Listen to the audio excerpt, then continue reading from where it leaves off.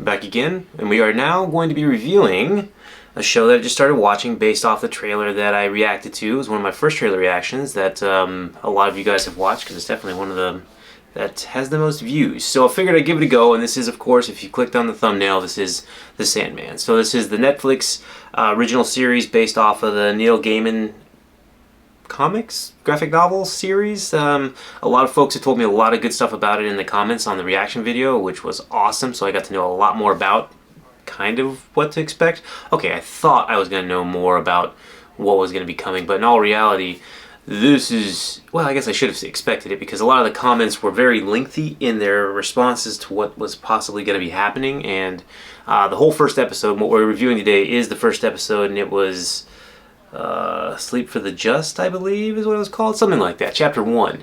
And it's definitely very dense as far as what's going on. So the whole opening, and what I'm guessing is that this is legitimately like the entirety of the setup of what the show is going to be about. So I believe it's 10 episodes. So the first one just kind of jumps right into it. It gets you up to speed really kind of quickly. I mean, there's like an opening scene monologue from Dream, who is the main character, and you learn a whole lot about what basically is going on in this world, in this whole universe, and it's really interesting, slightly confusing. I think it'll become more clear as it goes, but it's very deep. I think that's what I got from this one. Again, and harking back to the comments I got before about people explaining it, and apparently it's just not super simple. And I can definitely understand that after watching the first episode. So first episode, there's 10 episodes. I think they're probably all similar, 45 minutes to an hour, in that range. And it looks really pretty good. Like I say, there's some stuff CGI-wise early on that I was like, yeah, it looked better in the trailer. But then I'm also thinking about the fact that a lot of this is going to be taking place probably in the dream world or in between, or how things meld, and there's going to be a lot of CGI, so I can imagine that could be very, very expensive. And I know Netflix spends some money on movies and stuff, so a lot of it still looks really, really good. There's a couple things that were a little wonky, but also could be just because I'm not used to their style of CGI or what the look is going for in their world, or how they're describing like the dream world and stuff. But the basic story for what I've got of this, so if you haven't watched this episode so far, go check it out, and definitely let me know what you think, because I'm going to kind of explain a little bit of it and kind of where I think it's going, and then we'll kind of see what happens. But the basic gist of the story is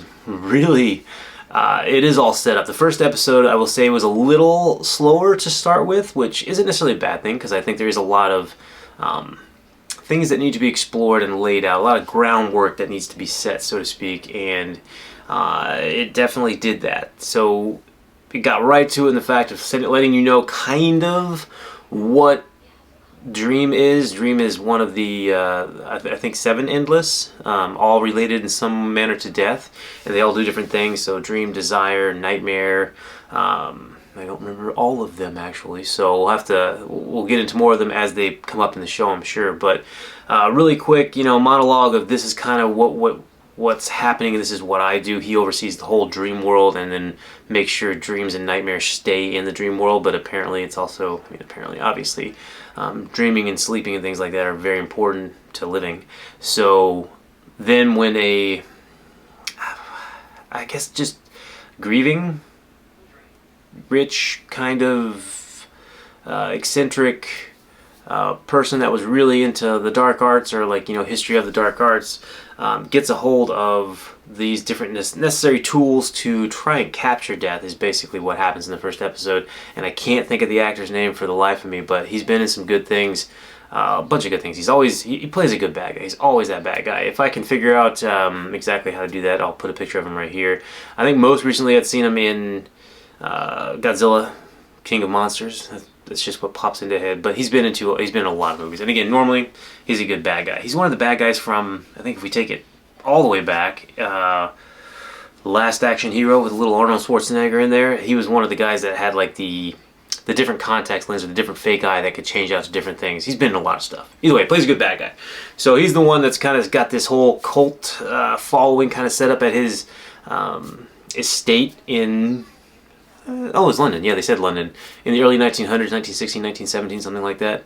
And it shows the ritual they go through for capturing, with the intent of trying to bargain with death, or basically ransom death, which just doesn't sound like a good idea from anything that I've ever watched or basic logic. But to try and bring back his son that was lost at war, even though he has another son that he apparently doesn't like very much or treat very well. And as it goes, they were definitely successful in trapping part of death, I guess you'd say.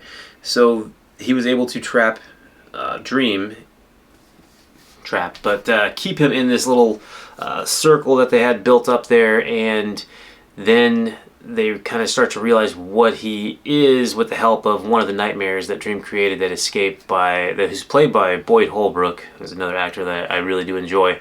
I don't know the actor's name that's playing Dream, but so far, and his monologue, his voice is really good, and his stares and Setting Naked, he does just fine, so it's pretty good so far. I'm interested to see where he goes with that, but he does end up coming and letting everybody know kind of exactly what's going on and who they have captured and how to keep him longer, because he's definitely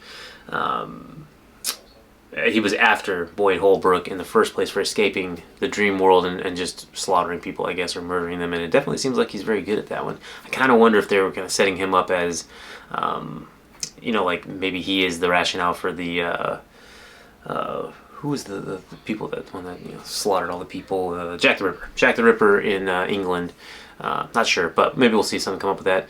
Either way, he's a cool actor, definitely a good bad guy as well, although I like him in hero roles too, but we'll see where he goes with this one. So, had him locked up. They did a lot of like time jumping, where that was a bit abrupt, because they'd have a good bit of time working with characters, and you're like, okay, I kind of started to get to like this when I see where they go, and then it's all of a sudden, it's like, oh, a year later. Like, it's a year later? Okay, and it's like, 10 years later. It's like, oh my god, it's been 10 years and he's just there. He's been trapped and not speaking to them and not giving anything what he wants, just because of the type of being and everything else that's happening. I mean, it's just, he knows what he's doing. He's not worried about he doesn't like being trapped in there, but everything is going wonky over the fact that he's trapped in there because people can't dream appropriately, some don't wake up, some don't sleep at all, and it's just causing a lot of issues in the world. But it does... the things that they took from him when they actually brought him and trapped him, like the medallion, the gem that they had, he's got a mask, he's got a bag of sand, I believe, or some other stuff. So basically his tools or his weapons, I'm guessing in the waking world that he uses, those do bring good fortune to those apparently that possess them. So over the 10 years, and then there was another jump where something else happened, and then it was present day basically. So he ends up being trapped in there for 100 years, and it's interesting. Again, like I said, this episode's a bit slower, and I didn't know where they were going with it, because early on I was definitely like, okay, is this going to be about him trying to get the nightmare that got out and get that back in, or is it going to be about maybe him and this the son of the, I forgot what they called him, magician, I don't know, the other guy, the son that he didn't like, were they going to work together to try and get him out? And they just completely went different directions with that, which is fine. I just wasn't expecting it, and it's just like big jumps, and then he's out, and then you realize, you're like, it's a bad mother effer right here, and I'm definitely very excited to see where it goes from here. So I do think that this episode of itself was basically all set up, all build up, and just letting you know the framework of what's going to be happening, because as soon as he busts out and they walk back to the dream, or not walk back, but he's back in the dream world with a very cool sequence of he gets sucked back into the dream world, which is, I think straight from the comics. It looked like it from some of the stills that I've seen. It looked really good, but then he went back there. It's like, okay, I know what we got to do now. The whole season's kind of set up for you. He's got to get everything set back to normal, and then maybe, I don't know what else is going to happen in between that, but I think we're going to get to see all the different endless and have some good exploration in this world. So I'm excited. This was a lot of world building and setting the framework, and I think they did a really good job of that. A little slow at some parts, but again, I'm not too worried about that, because it did make me more invested. But it also made me invested in characters that aren't really, I don't know if they're not going to be important anymore. Like everybody basically that had to do with imprisoning him early, I don't know if they're going to be back in the show later on, or if they're just kind of done with, and now it's just him setting to get everything set right. If so, it was a little bit of a waste of just trying to get to know those folks, but it could come back up, so we'll have to see what happens. I'm excited. So I'm going to work through, and I think I want to do reviews for each one of the episodes just because there's so much. If they're all like this episode, there's so much in each one of them. So I will forget if I go back to back and just do like a couple episode review or even a season review.